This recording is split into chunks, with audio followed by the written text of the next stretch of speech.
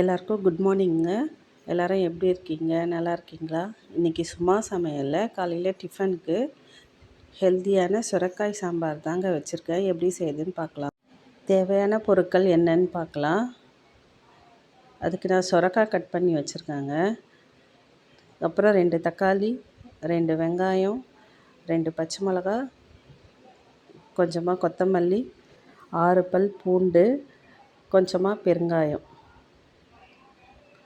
எடுத்து வச்சுக்கோங்க. அதுக்கப்புறம் குழம்பு மிளகாய்த்தூள், மஞ்சத்தூள், தேவையான அளவு உப்பு.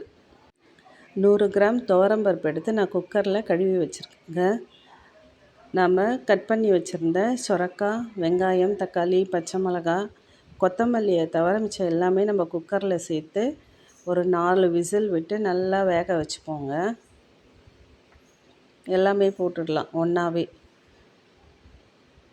குயிக்காக இந்த சாம்பாரை 5 மினிட்ஸில் வச்சிடலாங்க. காய்கறி சாப்பிடாத பசங்களுக்கு கூட இந்த மாதிரி செஞ்சு கொடுத்தோன்னா அழகாக சாப்பிட்ருவாங்க. இப்போ மிளகாய்த்தூள், மஞ்சத்தூள், உப்பு இதையும் அது கூடவே சேர்த்துக்கலாம். காய் முழுகிற அளவுக்கு தண்ணி வச்சுக்கோங்க. இப்போ குக்கரை மூடி ஸ்டவ் ஆன் பண்ணி ஒரு 4 விசில் விட்டு வேக வச்சு எடுத்துக்கலாங்க.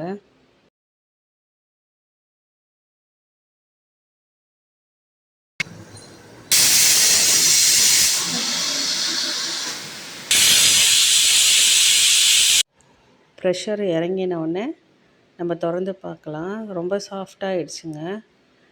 இப்போ நம்ம இதை தண்ணியெல்லாம் வடிகட்டிட்டு ஒரு மத்து வச்சு நல்லா சாஃப்டாக கடைஞ்சிக்கலாங்க. பசங்க சாப்பிட மாட்டாங்கன்னாக்கா காய்கறி தெரியாமல் நல்லா சாஃப்டாகவே கடைஞ்சிடலாம். இப்போ ஒரு தாளிப்பு கரண்டியை வச்சு தேவையான அளவு எண்ணெய் ஊற்றி கடுகு உளுத்தம்பருப்பு போட்டுக்கிறேங்க. கடுகு உளுத்தம்பருப்பு வெடித்ததும் நம்ம கொஞ்சமாக சோம்புத்தூள் போட்டுக்கலாம்.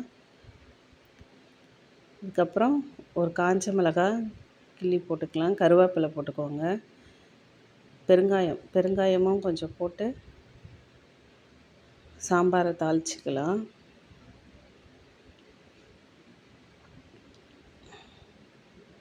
சாம்பார் கொஞ்சம் கொதி வந்ததும்